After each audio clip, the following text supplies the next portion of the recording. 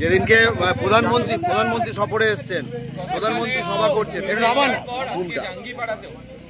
কি বলবেন? জাঙ্গিপাড়াতে বিড়ালা গ্রামে, আটপুরের বিড়ালা গ্রামে একজন জোয়ান মদকে একজন মহিলাকে কটূক্তি করছিল, মহিলাটা ঘরে ঢুকিয়েছিল, তারপরে সেই মহিলার ঘরের মধ্যে ঢুকে তাকে মলেস্টেশন। তো এই তো হচ্ছে সিআইএসএফ জওয়ানদের দিয়ে সমস্ত হচ্ছে। এটা তো আমরা বারবার বলছি, এটা তো ইলেকশন কমিশনকেও বলেছি, হাইকোর্টে যখন আমি মামলা করছিলাম তখন তো আমি বলেছিলাম শীতলকুচির ঘটনা দিয়ে, যে এই যে মহিলাদের উপরে একটা অত্যাচার করার টেন্ডেন্সি বর্ডার সিকিউরিটি ফোর্সে মানে সেন্ট্রাল ফোর্সেস রয়েছে। এবং তোমরা খবর নিয়ে দেখবে যাও, তোমরা খবর না আমাকে বলতে হবে না, যেখানে সিআইএসএফ যাচ্ছে একটু শহর গেছে সমস্ত রেড লাইট এরিয়ার মধ্যে ঢুকে যাচ্ছে।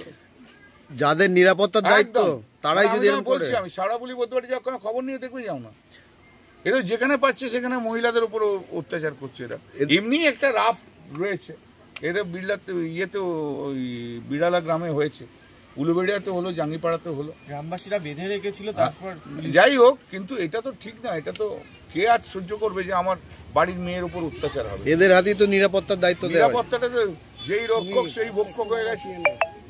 মোদির লোক না, যেমন মোদির তেমনি তার ফোর্স, যেমন অমিত শাহ তার তেমনি ফোর্স, আর কি করা যাবে? এইসবই তো গুজরাটে করেছিল।